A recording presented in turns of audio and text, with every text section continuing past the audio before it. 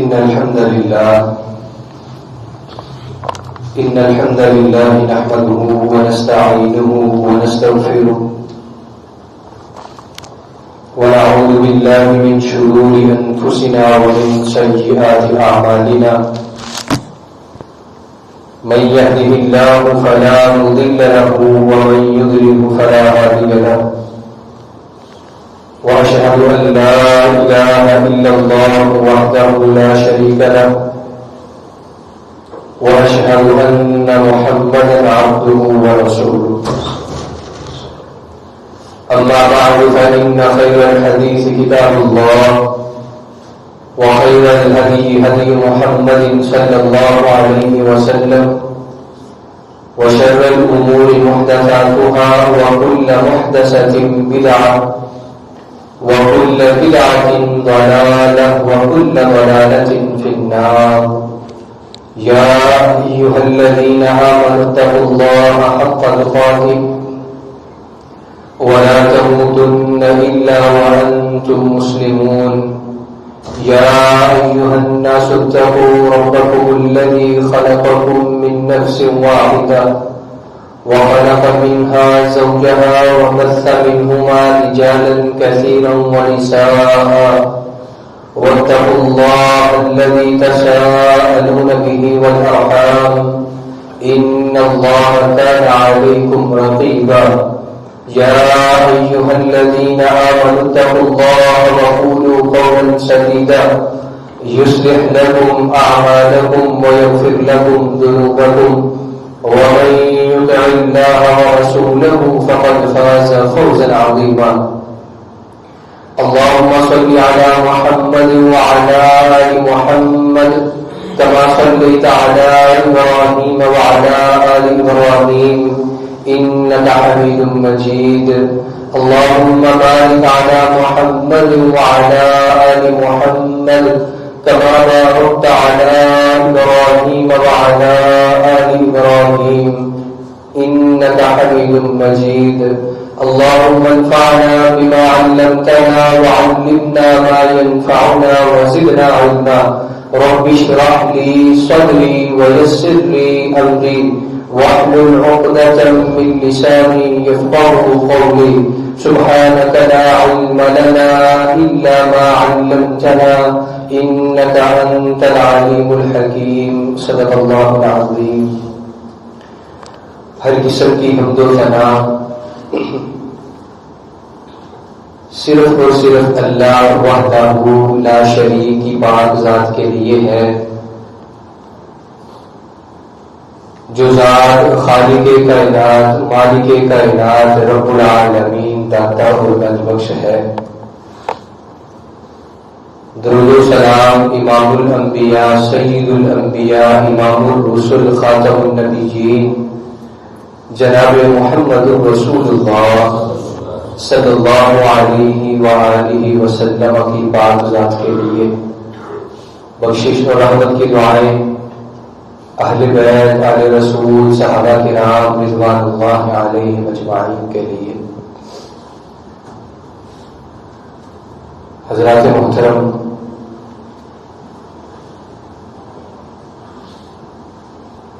جیسا کہ آپ جانتے ہیں کہ عربی کیلنڈر میں ربیع الاول کے مہینے کی آج غالباً 10 تاریخ ہے، 11 تاریخ ہے ربیع الاول کے مہینے کی۔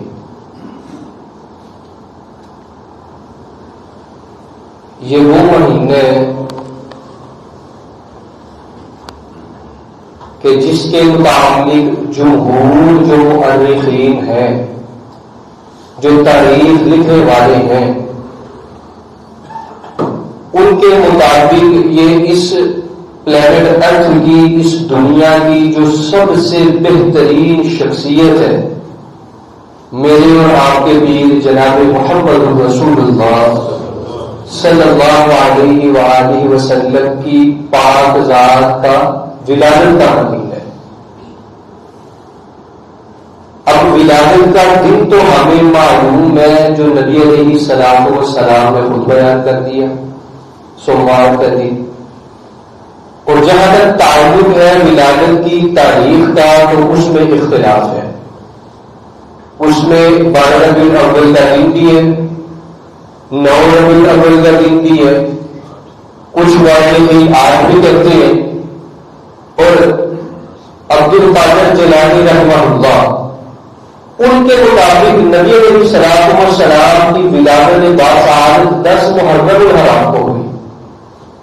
یعنی آپ علیہ الصلوۃ والسلام کی جو ولادت کا دن ہے سوموار کا وہ ہمیں معلوم ہے، نبی علیہ الصلوۃ والسلام کی زبان مبارک سے اب تک پہنچے. لیکن آپ علیہ الصلوۃ والسلام کی ولادت کے دن کی تاریخ ڈیٹ آف برتھ اس کے اندر حضرت اختلاف ہے. اس کے اپوزٹ جو آپ علیہ الصلوۃ والسلام کی وفات ہے اس کے اندر اختلاف نہیں ہے. وہ سارے متفق ہیں کہ 12 ربیع الاول کے دن نبی علیہ الصلوۃ والسلام اس دنیا سے رخصت ہوئے. آج کی اس مختصر سی گفتگو کا مقصد، جو کہ پہلے میں اپنی پڑھائی کی خرابی کی وجہ سے تھوڑا لیٹ ہو چکا ہوں، نبی علیہ الصلوۃ والسلام کی ذات کے متعلق ہے، آپ کی سیرت کے متعلق. اور یہ اتنا طویل اور لینتھی ٹاپک ہے کہ 1 نہیں 2 نہیں 4 نہیں کتنے ایسے ہمیں خطبے چاہیے ہوں گے، جملے چاہیے ہوں گے کہ آپ علیہ الصلوۃ والسلام کی سیرت کا ہم احاطہ کر سکیں. آج کوشش کریں گے کہ ہم نبی علیہ الصلوۃ والسلام کی چند آپ کے فضائل، آپ کے معجزات اور آپ کی خصوصیات جو پچھلے کسی نبی کو اللہ جلال نے عطا نہیں کی تھی ان کو ذکر کریں گے. ان کا مقصد ذکر کرنے کا صرف یہی ہوگا کہ آج میں اور آپ جس نبی کا کلمہ پڑھتے ہیں، اس کا امتی ہونے کا دعویٰ کرتے ہیں، ہمیں ان کا مقابلہ ہونا چاہیے کہ اللہ الجلال کے یہاں ان کی کتنی شان ہے، ان کا کتنا مقام ہے، ان کا کتنا مرتبہ ہے. اور وہ مقام مرتبہ جاننے کا مقصد یہ ہے کہ ہم صرف زبانی کلمہ نہیں پڑھیں گے. جس طرح اس عظیم شخصیت نے، اس عظیم القدر عظیم المرتبہ ہستی نے زندگی گزاری اور صحابہ کرام رضوان اللہ علیہ مجمعین ان کے نقش قدم پر چلے، ہم بھی انشاءاللہ کوشش کریں گے کہ نبی علیہ الصلوۃ والسلام کی سیرت کے جو عملی پہلو تھے ان کو اپنی عملی زندگی کے اندر لے کر کے آئے. سب سے پہلے آپ علیہ الصلوۃ والسلام کی خصوصیت میں سے، آپ کے فضائل میں سے، آپ کے معجزات میں سے سب سے پہلی جو فضیلت ہے نبی علیہ الصلوۃ والسلام کی وہ یہ ہے کہ آپ علیہ الصلوۃ والسلام کے بعد سے لے کر کے قیامت تک آنے والے ہر شخص کے اوپر اللہ کے جلال کے ویسے تو بڑے اثرات ہیں، لیکن ایک سب سے بڑا انسان اللہ کے جلال کا یہ بھی ہے کہ نبی علیہ الصلوۃ والسلام کا امتی بنایا اور آپ علیہ الصلوۃ والسلام کو ہم جیسے گناہگار لوگوں کے لیے منتخب کیا. قرآن کریم اس بات کی تعریف کرتے ہیں. اللہ کے جلال کیا فرماتے ہیں؟ لقد من اللہ علی المؤمنین اذ بعث فیہم رسولا، کہ مومنوں کے اوپر اللہ کے جلال نے یہ بہت بڑا انسان دیے، بہت بڑی اپنی نعمت ہے، انعام کی ہے. کیا کہ اس نے یعنی اللہ کے جلال نے انہی میں سے مراد ان کی جنس میں سے ایک ایسا آدمی، ایسا نبی ان کے متعلق ان کی طرف بنا کر کے بھیجے کہ جو اس کے امتیوں کو اللہ جلال کی آیات بھی پڑھ کے سناتے ہیں، وَيُزَكِّيهِمْ ان کو پاک بھی کرتے ہیں، وَيُعَلِّمُهُمُ الْكِتَابَ وَالْحِکْمَةَ ان کو کتاب کی تعلیم بھی دیتے ہیں، حکمت اور دانائی کی باتیں بھی سکھاتے ہیں. ساتھ اللہ جلال فرماتے ہیں کہ آپ علیہ الصلوۃ والسلام کی بعثت سے بعثت سے پہلے، آپ کی ولادت سے پہلے وَإِن كَانُوا مِن قَبْلُ لَفِي ضَلَالٍ مُبِينٍ یہ جتنے انسان ہیں سب کے سب پوری گمراہی میں تھے. قرآن نے اس بات کی نشاندہی کی ہے کہ آپ علیہ الصلوۃ والسلام کی بعثت، آپ کا اس دنیا میں آنا، یہ میرے اور آپ کے اوپر اللہ جلال کا بہت بڑا احسان. اور جہاں تک اللہ جلال کی بات ہے کہ وَإِن كَانُوا مِن قَبْلُ لَفِي ضَلَالٍ مُبِينٍ، اس کے پہلے جتنے انسان تھے جو رہنے والے تھے، خصوصاً کفار مکہ جن کی طرف جن کے اندر نبی علیہ الصلوۃ والسلام کو بھیجا گیا، وہ گمراہ ہوئے تھے. آپ ان کی زندگیاں پڑھیں نبی علیہ الصلوۃ والسلام کی بعثت سے پہلے کہ وہ کیسی کیسی گمراہی میں تھے. ایک عورت سے 10 مرد شادی کیا کرتے تھے. جب بچہ پیدا ہوتا تو وہ عورت جس شخص کی طرف منسوب کرنا چاہتی اس بچے کو منسوب کرنے میں وہ اس کو قبول کرتا. ایک ماں سے اپنے باپ کے بعد اس کی اولاد وہ بھی شادی کر دیا کرتی تھی. جب بیٹی پیدا ہوتی تو اللہ کے جلال قرآن کریم میں بیان کرتے ہیں مثبت اس بندے کا اس شخص کا چہرہ اس بیٹی کے غم کی وجہ سے وہ سیاہ ہو گیا تھا اور وہ زندہ کا بول کرنا انہوں نے شروع کر دیا. ایسے ہی عورت کے لیے نہ اس کے جو بندے کی وراثت ہوتی ہے اس میں کوئی حصہ, دوسرے وہ ننگا بیت اللہ کا طواف کر بڑی ان کے اندر خرابیاں اور برائیاں اور گمراہی کی باتیں اللہ جلال بیان کرتے ہیں کہ وہ رواج پا چکی تھی. تو نبی علیہ السلام جب آئے آپ کے آنے کی وجہ سے اللہ جلال نے قرآن کریم میں فرمایا یا ایھا النبی انا ارسلناک شاہدا ومبشرا ونذیرا. اللہ کے رسول ہم نے آپ کو ڈرانے والا خوشخبری دینے والا بنا کر کے بھیجا ہے. وداعیا الی اللہ باذنہ اور اللہ جلال کی طرف بلانے والا بھیجا ہے. شاہ اللہ جلال نے نبی علیہ السلام کو کس کے ساتھ منسوب کیا؟ سراجا منیرا. ہم نے آپ کو ایک روشن چراغ بنا کر کے بھیجا ہے. جس طرح چراغ جلنے کی وجہ سے اندھیرے ختم ہوتے ہیں ویسے ہی نبی علیہ السلام کے اس دنیا میں آنے کے بعد جتنے گمراہی کے اندھیرے تھے اللہ جلال نے ان کو ختم کر دیا. اور آپ کا آنا اللہ جلال نے میرے اور آپ کے لیے پوری نوع انسانیت کے لیے وہ رحمت کا باعث بنا دیا. وما ارسلناک الا رحمۃ للعالمین. یہ نبی علیہ السلام کی فضیلت ہے. ایسے ہی آپ علیہ السلام کی سیرت پڑھیے, قرآن پڑھیے. قرآن کے اندر نبی علیہ السلام کی بڑی فضیلت ہے. قرآن کی ایک آیت لقد جاءکم رسول من انفسکم عزیز علیہ ما عنتم حریص علیکم بالمؤمنین رؤوف رحیم.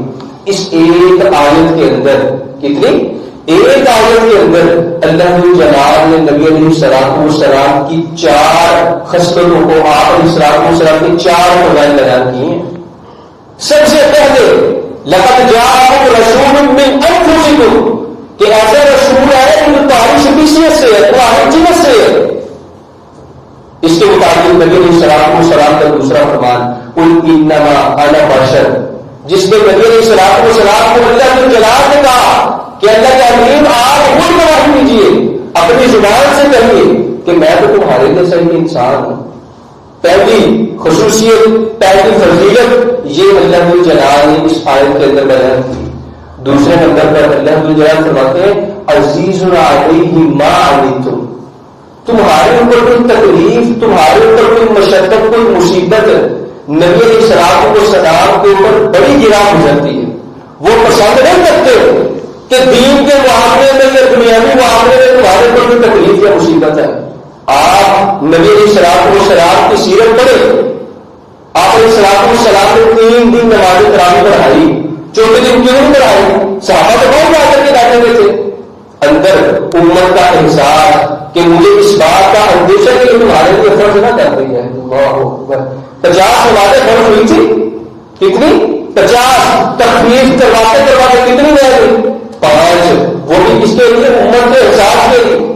اور آپ علیہ السلام نے فرمایا اگر مجھے اپنی امت کے اوپر مشقت کا ڈر اور اندیشہ نہ ہوتا تو میں اپنی امت کے لوگوں کو حکم دیتا کہ ہر نماز سے پہلے رجوع کرتے وقت وہ مسواک کو لازمی کریں. اس طرح کی بے شمار مثالیں ہمیں ذخیرہ حدیث سے ملتی ہیں کہ نبی علیہ السلام نے کاموں کو اسکپ کیا صرف کس وجہ سے؟ میرے اور آپ کے لیے کہ ہمارے اوپر یہ اللہ جلال کی طرف سے فرض نہ قرار دیا جائے. اس کے بعد تیسری خصوصیت فضیلت جو اس آیت کے اندر اللہ جلال نے بیان کی وہ کیا؟ حدیث میں آگئی کو کہ وہ تمہارے نفع کے خواہشوں میں رہتے ہیں ہر وقت, خواہ دنیاوی ہو اخروی ہو.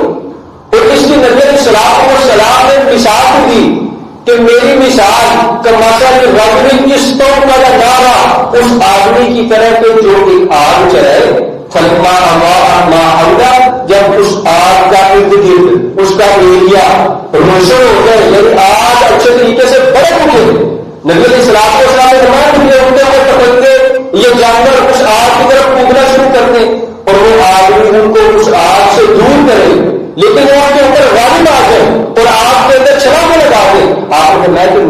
مثال بھی اس آدمی کی طرح کہ میں تم لوگوں کو تمہاری کمر سے پکڑ کر جہنم سے دور کرتا ہوں، تمہارے نفع کا خرچ مانگوں، لیکن تم مجھ سے اپنا دامن چھڑا کر جہنم کی طرف جاتے ہو۔ آپ علیہ الصلوۃ والسلام کی جتنی تعلیمات ہیں، اللہ کے جلال کی توحید کے بعد جتنے اعمال ہیں، بشمول اللہ کے جلال کی بات ہے کہ وہ سب کس وجہ سے؟ جہنم سے بچانے کے لیے، جنت کے حصول کے لیے۔ آخری جو فضیلت اللہ کے جلال نے بیان کی ہے نا، فرمایا رؤوف الرحیم، یہ جو نبی ہے نا یہ اپنی امت کے اوپر بڑا مشفق اور مہربان بھی ہے، اور اس کی بھی سینکڑوں کے حساب سے مثالیں ہیں حضرت۔ آپ علیہ الصلوۃ والسلام کی حدیث غالباً عبداللہ بن عمرو بن عاص بیان کرتے ہیں کہ نبی علیہ الصلوۃ والسلام نے فرمایا کہ جب میں نماز شروع کرتا ہوں نا تو میرا یہ ارادہ ہوتا ہے کہ میں قرات لمبی کروں گا، لیکن نماز کے اندر جب کسی بچے کے رونے کی آواز آتی ہے میں اپنی قرات کو مختصر کر دیتا ہوں، چھوٹا کر دیتا ہوں، کیونکہ مجھے یہ پتہ ہوتا ہے کہ اس کے رونے کی وجہ سے اس کی ماں اس بچے کے اوپر ترس کھانی ہو۔ یہ رحم الرحیم کہ اپنی امتیوں کے لیے مشفق اور مہربان۔ ابھی عائشہ رضی اللہ عنہا بیان کرتی ہیں کہ ایک دفعہ کچھ دیہاتی لوگ نبی علیہ الصلوۃ والسلام کی خدمت میں آ کر کے کہتے ہیں اللہ کے رسول کیا آپ اپنے بچوں کو بوسہ دیتے ہیں، ان سے پیار کرتے ہیں، محبت ان سے کرتے ہیں؟ نبی علیہ الصلوۃ والسلام نے فرمایا ہاں کیوں نہیں؟ کہتے اللہ کے رسول ہم تو نہیں کرتے۔ آپ علیہ الصلوۃ والسلام نے فرمایا اگر اللہ کی جلال نے تمہارے دلوں میں سے رحمت کو کھینچ لیا، تم سے چھین لیا تو اس کو میں کیا کروں؟ اس سے بھی کیا ثابت ہوتے ہیں کہ آپ علیہ الصلوۃ والسلام رؤوف الرحیم۔ احادیث میں ملتے ہیں کہ نبی علیہ الصلوۃ والسلام جاتے بچوں سے مصافحہ بھی کرتے تھے، بچوں کو اٹھا بھی لیا کرتے تھے۔ ایسے ہی نبی علیہ الصلوۃ والسلام کے مشفق اور مہربان ہونے کی جو ایک اینڈ والا لیول ہے، صحیح بخاری کے اندر حدیث ہے، اللہ اکبر، نبی علیہ الصلوۃ والسلام یہ آیت پڑھی ان تعذبهم فانهم عبادك وان تغفر لهم فانك انت العزیز الحکیم۔ اے اللہ اگر تو اپنے بندوں کو عذاب دے تو ہے تو تیرے بندے، وان تغفر لهم لیکن اگر تو ان کو بخش دے فانك انت العزیز الحکیم، تو غالب حکمت والا، تجھ سے تو کوئی سوال نہیں ہے۔ یہ آیت پڑھنے کے بعد نبی علیہ الصلوۃ والسلام نے اپنے ہاتھ دعا کے لیے بلند کیے اور کیا فرماتے ہیں اللہم امتی اللہم امتی، رونے لگتے ہیں۔ اللہ نے جلال کو تو سب پتہ ہے، جبرائیل علیہ الصلوۃ والسلام کو بھیجا کہ جائے پوچھیں، اگرچہ میں جانتا ہوں لیکن میرے نبی سے آپ پوچھیں کہ کس معاملے میں آپ کو پریشان کیا، کیوں غمگین ہے؟ جبرائیل علیہ الصلوۃ والسلام آئے، نبی علیہ الصلوۃ والسلام کو بتلایا، جب واپس گئے تو اللہ کے جلال کو پہلے بھی جانتے تھے۔ جبرائیل علیہ الصلوۃ والسلام نے بتلایا اللہ کے رسول اپنی امت کے معاملے میں پریشان ہے، تو اللہ کے جلال کیا فرماتے ہیں کہ اے جبرائیل میرا پیغام دے دیجیے، انا سنرضیک، اے میرے حبیب آپ پریشان نہ ہوئیے، غمگین نہ ہوئیے، ان قریب ہم آپ کو راضی کر دیں گے۔ اللہ اکبر، وَإِنَّا نَسُوءَكَ، اور آپ کی امت کے معاملے میں ہم آپ کو بھولے نہیں، پریشان نہیں کریں گے، آپ کو انشاءاللہ قریب ہم راضی کر دیں گے۔ اور اس کی سب سے بڑی دلیل دیکھیے کہ آپ کو امت سے کتنا پیار تھا۔ صحیح بخاری کی حدیث ہے، نبی علیہ الصلوۃ والسلام نے فرمایا کہ ہر نبی کو، جتنے انبیاء علیہ الصلوۃ والسلام گزرے ہیں، ہر نبی کو اللہ جلال ایک دعا ایسی ضرور دیتے ہیں۔ ویسے تو انبیاء علیہ الصلوۃ والسلام مستجاب الدعوات ہوتے ہیں، ان کی دعائیں قبول کی جاتی ہیں، لیکن فرمایا کہ اللہ جلال ایک دعا ضرور دیتے ہیں ایسی کہ جو اللہ جلال ضرور بھی ضرور قبول کرتے ہیں۔ اور سارے انبیاء علیہ الصلوۃ والسلام نے وہ دعا اس دنیا کے اندر وہ جو ایک اللہ جلال نے دی تھی وہ مان لی، اور نبی علیہ الصلوۃ والسلام کے کہتے ہیں میں نے بچا کر کے رکھی ہے، کس کے لیے؟ قیامت کے لیے میں اپنے امت کے متعلق اللہ کے جلال سے کروں گا۔ آپ امیجن کیجئے کہ نبی علیہ الصلوۃ والسلام کا اپنا لخت جگر سیدنا ابراہیم آپ کی گود میں آپ کو سانسیں دے رہے ہیں، سانس اوپر نظر آ رہے ہیں، نبی علیہ الصلوۃ والسلام کی آنکھوں میں سے آنسو جا رہی ہیں، وہ دعا کر سکتے تھے، اختیار تھا، لیکن نبی علیہ الصلوۃ والسلام نے فرمایا کہ وہ میں نے آخرت کے لیے بچا کے لیے رکھی ہے، کس وجہ سے؟ صرف اپنے امتیوں کے لیے۔ تو آج میرا بھی تو آپ کا فرض بنتا ہے کہ ہم خالی لا الہ الا اللہ جس نے عید میلاد النبی جس طرح آج لوگ وہ ڈانس کر کے وہ پگڑے ڈال کر مناتے ہیں ویسے نہ منائیں. اگر نبی علیہ السلام کی ولادت کی خوشی منانی ہے تو سب سے بہترین طریقہ وہ ہے جو نبی علیہ السلام کا طریقہ تھا. وہ ہر سوموار کو روزہ ادا کرتے تھے. کوئی ایسے خوشی منائے نا مہینے کے اندر وہ 4 سوموار کے روزے رکھے, ہمیں بھی پتا چلے کہ یار وہ آج کے رسول ہے, وہ ایک رسول ہے. وہ نبی علیہ السلام کی ولادت کی خوشی کی وجہ سے کوئی سوموار کا دن خالی نہیں جانے دیتا, وہ روزہ رکھتا ہے. خوشی منانے تو نبی علیہ السلام کے طریقے کے مطابق.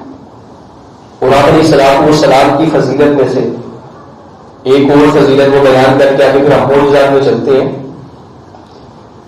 ہم نے وہ واقعہ تو سنا ہی ہے کہ یہ دنیا بننے سے پہلے آدم علیہ السلام یہ سارا کچھ بننے سے پہلے عالم ارواح کے اندر اللہ جلال نے شروع سے لے کر آخر تک جتنے لوگوں نے اس دنیا میں آئے سب کی روحوں کو جمع کیا اور ان سے یہ عہد لیا تھا آج اس دنیا کے اندر چاہے وہ کس سے ہے, کوئی یہودی ہے, کوئی آپ کو پوچھنے والا ہے, جو بھی ہے ادھر حضرت اللہ جلال کو عہد لے کر کے آئے.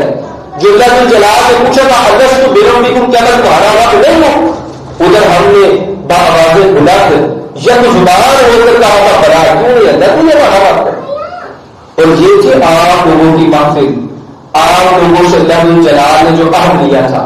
ایک عہد اللہ جلال نے انبیاء علیہ السلام سے لیا تھا, صرف انبیاء علیہ السلام سے.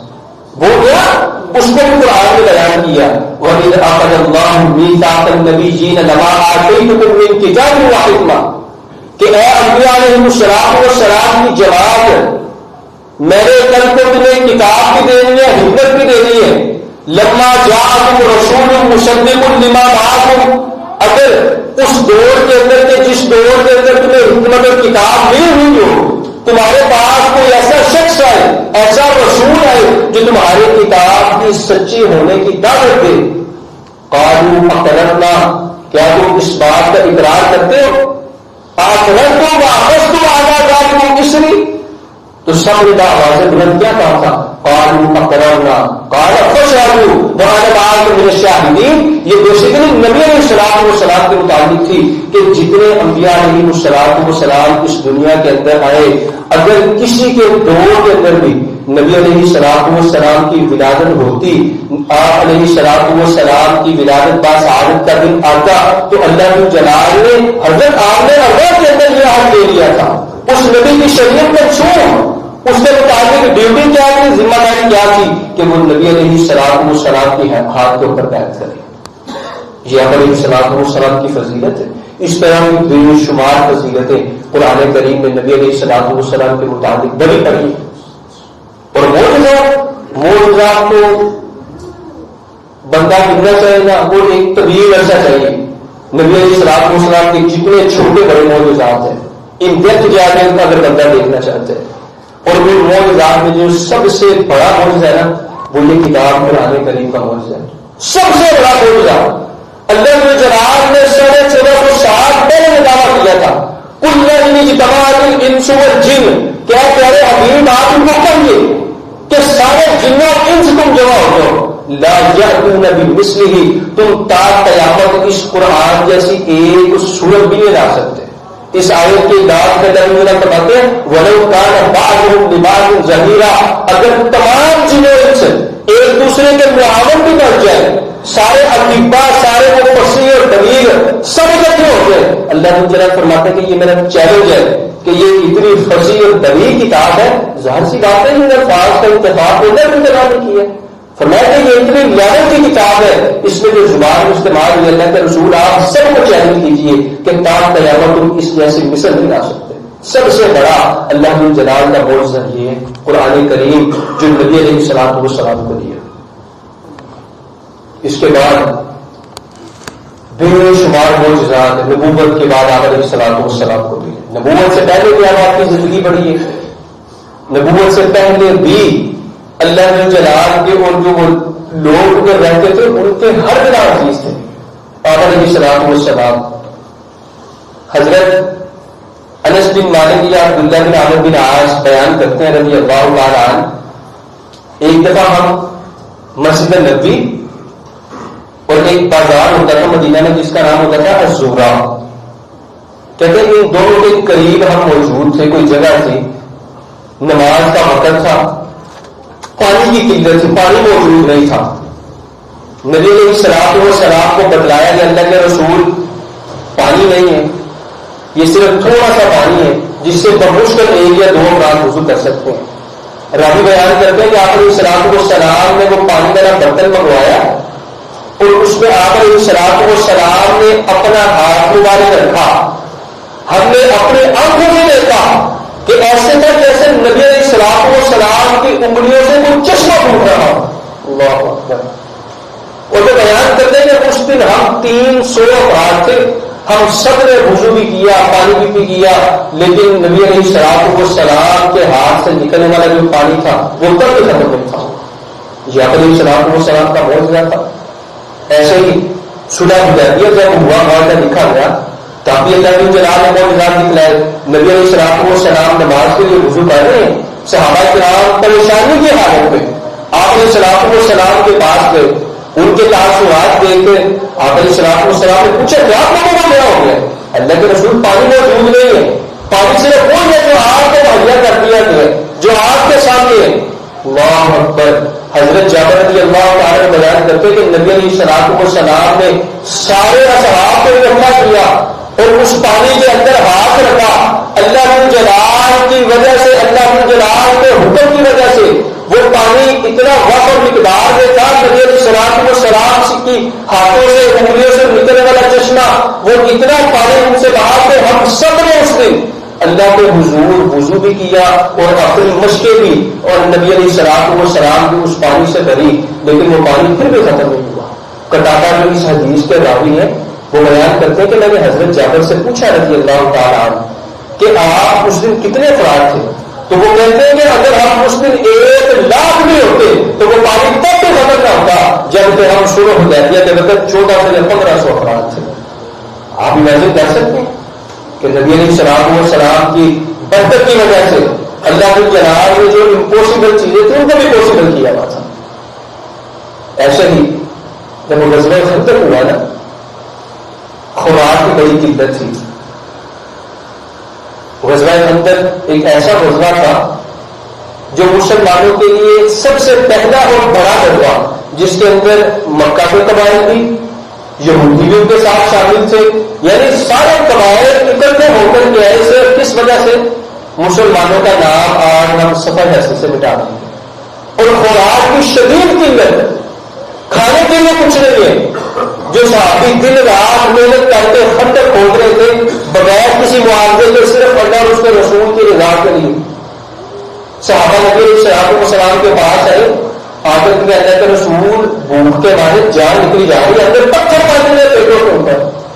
جب نبی علیہ السلام نے ان کی بات سنی نا، صحابی بیان کرتے ہیں کہ آپ علیہ السلام نے اپنا کپڑا اٹھایا، آپ نے 2 پتھر مارتے تھے۔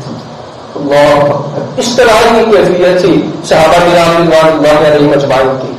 جب حضرت جابر رضی اللہ تعالیٰ عنہ نے یہ سارا سین دیکھا تو فوراً اپنے گھر گئے، اپنی بیوی کو جا کر کے سارا قصہ ماجرا بتایا کہ نبی علیہ السلام کی تو کنڈیشن ایسی ہے کہ تیرے پاس کھانے کے لیے کچھ ہے؟ جابر رضی اللہ عنہ بیان کرتے ہیں کہ اس نے 1 سا جو کا تقریباً 2.5 کلو بنتا ہے جو وہ نکالا، اس کو پیس کے اس کا آٹا بنا لیا گیا۔ فرماتے ہیں کہ ہمارے گھر میں بکری کا پالتو بچہ تھا چھوٹا سا، میں نے اس کو کاٹا، اس کے پیس کر کے اس کو پکنے کے لیے رکھ دیا۔ اب کہتے ہیں کہ میں نبی علیہ السلام کے پاس گیا اور آپ علیہ السلام کو رازداری کے ساتھ میں نے ساری بات بتلائی، اللہ کے رسول ایسے ایسے صرف 1 سا جھونکا تھا اور 1 پالتو بچہ تھا چھوٹا سا، وہ ہم نے بتایا، تو آپ اپنے چند ساتھیوں کو لے کر کے ہمارے گھر تشریف لائیے۔ تو آپ علیہ السلام نے سارے خندق والوں کو اعلان کر ادا خبر تھا کہ جابر نے تمہارے لیے کھانا تیار کی ہے۔ اور حضرت جابر رضی اللہ عنہ بیان کرتے ہیں کہ نبی علیہ السلام نے مجھے کہا گیا کہ جب تک میں نہیں آتا بھلتکم، تم اپنی جو وہ ہڈیاں ہے اس کو چولہے سے نہیں اتارنا، اور جب تک میں نہیں آتا خبزہ وہ جو روٹیاں عجین آتا تم نے پکانی نہیں ہے جب تک میں نہیں آتا۔ جابر رضی اللہ عنہ بیان کرتے ہیں کہ ان کا سب پریشان تھا، کھانا تھوڑا سا تھا، افراد اتنے تھے، نبی علیہ السلام آئے، آپ علیہ السلام نے صحیح بخاری کے اندر ہے کہ اپنا دعا، اپنی تھوک، دعا کے دہن اس ہڈیا کے اندر ڈالا اور اپنا دعا اس آٹے کے اندر نبی علیہ السلام نے ڈالا، اور جابر کی بیوی کو رضی اللہ تعالیٰ عنہ کو حکم دیا کہ اپنے ساتھ ایک اور روٹیاں بنانے والی بلا دو، اور فرمایا کہ ہڈیا اس طرح چولہے کے اوپر پڑی رہے اور وہ جو آٹا گندا ہوا تھا اس کے اوپر سے کپڑا نہیں ہٹانا، پکانا شروع کرو، پیازوں میں سالن کاٹنا شروع کرو۔ جابر رضی اللہ تعالیٰ بیان کرتے ہیں کہ میں اللہ کی قسم کھا کر کے کہتا ہوں کہ اس دن 1000 افراد تھے، سب نے کھانا کھایا، پھر بھی جب میں نے ہڈیاں دیکھی نبی علیہ السلام کے جانے کے بعد تو وہ ویسے ہی جوش مار رہی تھی جیسے اس سے ایک پیازا سالن کرنا دیا ہو۔ یہ نبی علیہ السلام کا معجزہ، بڑے معجزہ تھا علیہ السلام کے۔ مدینہ میں نبی علیہ الرحمہ صلی اللہ علیہ وسلم ایک کھجور کا تنا تھا، درخت تھا، اس کے ساتھ ایک لگا کر کے نا وہ خطبہ ارشاد کیا کرتے تھے۔ ایک انصاری صحابی تھا یا کوئی عورت تھی، اس نے کہا اللہ کے رسول ہم آپ کے لیے ممبر نہ بنوا دیں جس کے اوپر آپ کھڑے ہو کر کے خطبہ ارشاد کیا کریں۔ نبی علیہ السلام نے فرمایا ٹھیک ہے تو تم جاؤ بنا دو۔ جب تک وہ خطبہ نبی علیہ السلام نے اس ممبر پر کھڑا ہو کر کے دیا، حضرت اس درخت سے اس تلے سے ہونے کے بعد آنا شروع ہو گئے۔ نبی علیہ السلام ممبر سے اترے اور اس کو اپنے سینے سے لگایا۔ صحابہ بیان کرتے ہیں کہ جس طرح ایک ماں بچے کو چپ کر باندھے بچے کی سسکیاں بند کرتی ہے نا، ویسے وہ اس سے رہا تھا حضور کا طرح۔ نبی علیہ السلام نے فرمایا کہ جو ذکر اس کے پاس کا جو ہوتا ہے نا اب وہ دور چلا گیا، اس کی وجہ سے یہ ہوتا ہے۔ یعنی آپ علیہ السلام کا بہت دیا۔ اور مکہ کے اندر ایک پتھر تھا، نبی علیہ السلام فرماتے ہیں انی لاعرف، میں اس کو بخوبی پہچانتا ہوں کہ یہ نبوت سے پہلے مجھے سلام کیا کرتا تھا۔ اللہ اکبر، یہ علیہ السلام کے معجزات ہیں۔ یہ تو چلتے کہ آپ کی سیرت پڑھیں نبی علیہ الرحمہ صلی اللہ علیہ وسلم کی، یقین کریں کہ بندے کی روح تازہ ہو جاتی ہے کہ کس کس طرح کے معجزات سے اللہ کی جلال نے آپ کو نوازا۔ اس طرح آپ کی کچھ خصوصیات بھی ہیں کہ جو آپ سے پہلے کسی نبی کو اللہ کی جلال نے عطا نہیں کی۔ سب سے پہلی جو خصوصیت ہے وہ یہ ہے کہ آپ علیہ السلام خاتم النبیین ہیں۔ آپ علیہ السلام کے بعد کوئی نبی نہیں آئے گا۔ اس کی مثال نبی علیہ السلام نے یوں دی کہ میری مثال ایسے جب تم میں ایک شخص ایک گھر بنائے، ایک محل بنائے، اس محل کو اچھے طریقے سے مزین کرے، خوب سجائے سنوارے، لیکن اس میں ایک اینٹ کی جگہ خالی چھوڑ دے۔ فرمایا کہ میں وہ آخری اینٹ ہوں جس نے اس پورے محل کو مکمل کر دیا۔ یعنی کہ آپ علیہ السلام کے بعد تا قیامت کوئی نبی نہیں آئے گا۔ سب سے پہلے آپ کی خصوصیت ہے۔ اس کے بعد نبی علیہ السلام نے فرمایا کہ مجھے اللہ جلال نے ایسی خصوصیات دی ہیں جو مجھ سے پہلے کسی نبی کو عطا نہیں کی۔ ان میں سے سب سے پہلی خصوصیت نبی علیہ السلام نے جو بیان کی، فرمایا کہ میں 1 مہینے کی مسافت، یعنی آپ امیجن کریں کہ اب ایک جگہ پہنچنے میں ابھی 1 مہینہ رہتا ہے، اتنا دور ہو تو اپنے دشمن سے اللہ کی جلال میرا وہ دبدبا اس دشمن کے دل میں پہلے بٹھا دوں، ابھی میں 1 مہینے کی مسافت دور ہوتا ہوں۔ اس کے بعد نبی علیہ السلام نے فرمایا کہ اس پوری زمین کو میرے لیے سجدہ گاہ بنا دیا گیا، مٹی کو پاکی حاصل کرنے کا ذریعہ بنا دیا گیا، جبکہ آپ علیہ السلام کسی پہلے جتنے السلام ہے ان کے عبادت کی جگہ وہ خاص ہوا کرتی تھی، صرف اس کو وہ عبادت کرتے تھے۔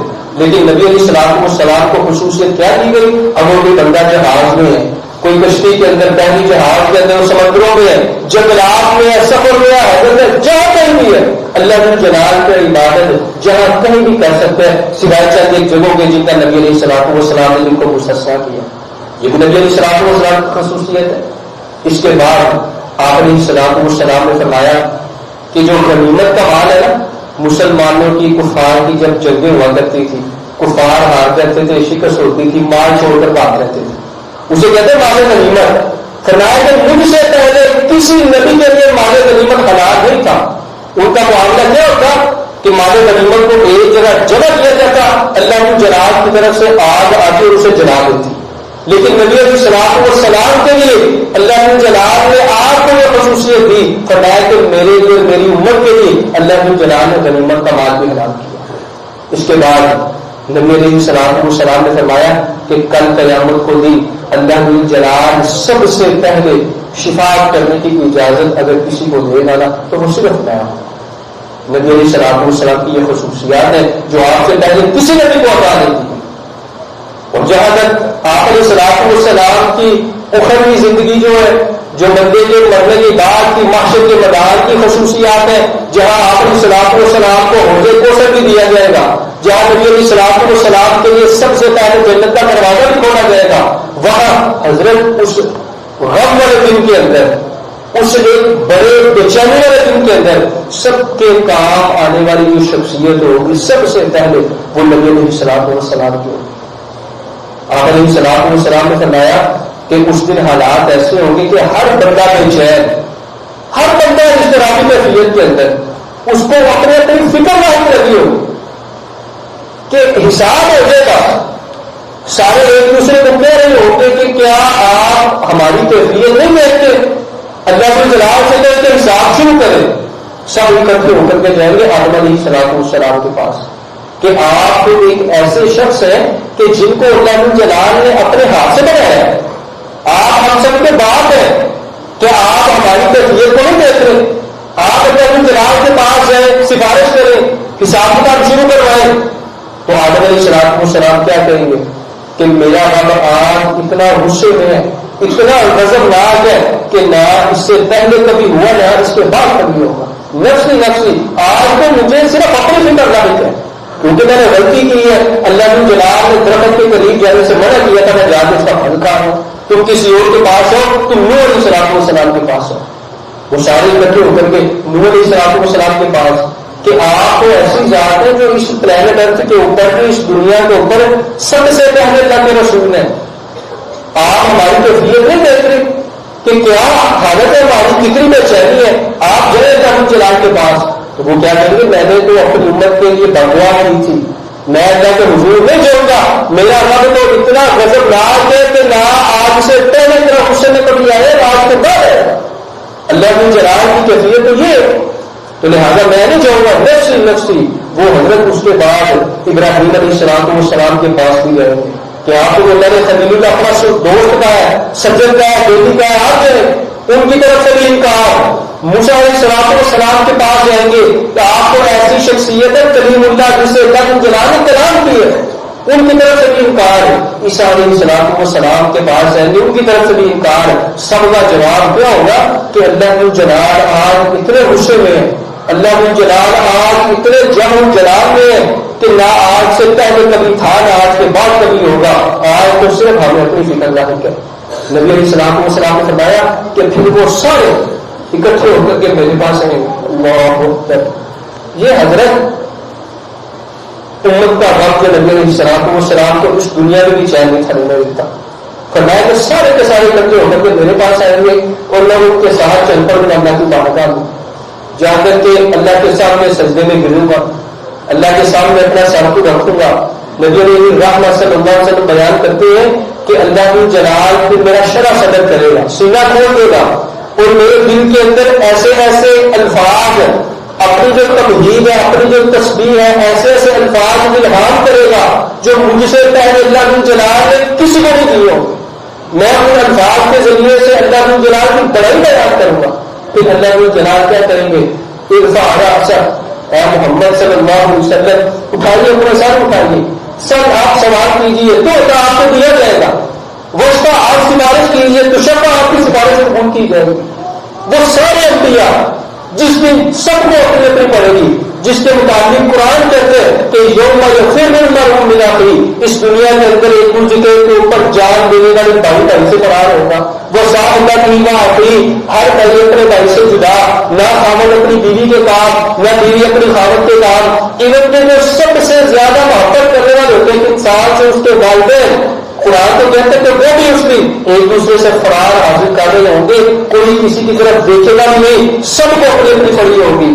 لیکن جب اللہ جلال نبی علیہ السلام سے سوال کریں گے نا، اے محمد صلی اللہ علیہ وسلم سب کو آپ سوال کیجیے، آپ کو دیا جائے گا، تو سب سے پہلی بات جو نبی علیہ السلام کی زبان سے نکلے گی وہ یہی ہوگی اللہم امتی، اللہ اکبر. اسے کہتے ہیں وفا. نبی علیہ السلام نے